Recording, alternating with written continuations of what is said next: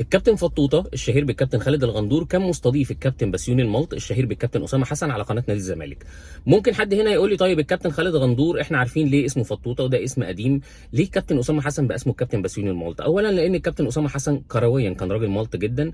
ثانيا هو الموضوع مش كرويا بس، لان الراجل كان بيطلع لنا في فيديو ستوبليس لحد ما اترفع عليه قضيه. اعتقد ممكن تكون ناس فاكره الموضوع ده، ولو حد متابعني من فتره كبيره هيكون شاف الفيديوز اللي انا عملتها عليه قبل كده في النقطه دي، لحد ما الكابتن اسامه اتغير وقرر ان هو يلبس لانه بيحب يلبس، ودي حاجه واضح انها موجوده في شخصيته. المهم ان الكابتن بسيوني الملط لما كان طالع مع الكابتن فطوطه كان بيتكلم في نقطه مهمه جدا على قناه الزمالك. خلينا نشوف كانوا بيقولوا ايه ونرجع تاني. والكلام ده انا اتحاسب عليه. في 2 لعيبه مم. نجوم في النادي الاهلي دلوقتي، نجوم اه مستنيين قاعده مع فلان وهيسيبوا نادي نجوم وهيجوا نادي الزمالك. والله العظيم يا كابتن خالد انا بحلف بالله وحياه لا اله الا الله ما بكذب عليك، 2 نجوم كبار قوي عارفين في غدر بيغدروا بالنجوم زي ما غدروا عصام الحضري وعصام عاشور وحسام ابراهيم، عارفين ان في غدر ومعادنهم دكه وبيعزوم اوقات كده ونجوم كبار وهدافين.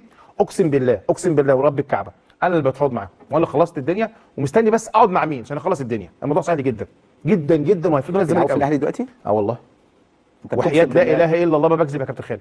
طيب الكابتن بسيوني الملط كان بيتكلم في نقطه مهمه جدا هنا، وقال ان في 2 لعيبه في الاهلي، الاثنين لعيبه كبار جدا، وعشان حاسين بالغدر والحاجات اللي هو بيحب يسوق لها دي، هو شخصيا الكابتن بسيوني الملط شخصيا اللي بيتفاوض معاهم ووصلوا خلاص للاتفاق. هو بس مستني يعرف يكلم مين في الزمالك عشان ينتقلوا للزمالك، والموضوع سهل جدا. الموضوع هنا معناه ان الكابتن بسيوني الملط وانس ان هيبقى في اداره في نادي الزمالك، في 2 لعيبه كبار في النادي الاهلي هيروحوا هناك. طيب كابتن بسيوني الملط، اولا انا هتكلم معاك في نقطه صغيره، ان لو في 2 لعيبه في النادي الاهلي حاسين بالغدر فهم ما فيش اي مشكله ان هم يمشوا مع السلامه. احنا ما عندناش اي مشكله خالص وما بيفرقش معانا مين اللعيب اللي بيمشي من عندنا بيروح الزمالك. امثله كتير منها الكابتن حسام والكابتن ابراهيم زي ما انت قلت، وكان مثلا شاهدين على ماتش ال6-1، فده كان واضح انها كانت خطوه قويه جدا اثرت في تاريخهم. امثله زي كده كتير ممكن نتكلم فيها، زي الكابتن ابراهيم سعيد اللي دلوقتي رجع تاني كل الفيديوز بتاعته بيتكلم قد ايه اهلاوي وقد ايه نادي الزمالك نادي وحش، وبيتكلم عليكم عشان يرجع يلم فانز ويبقى الدنيا بالنسبه له تمام، لان هو عارف ان الاهلي كويس. منهم الكابتن عصام الحضري برضو بما ان حضرتك جبت سيرته. يعني في امثله كتير ممكن نتكلم عليها بس مش دي النقطه اللي انا عايز اركز عليها.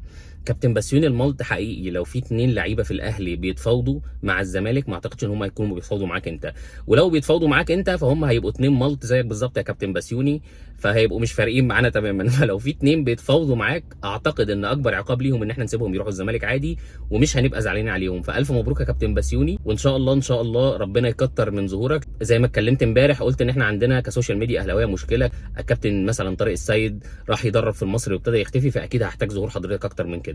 منور يا بسيوني.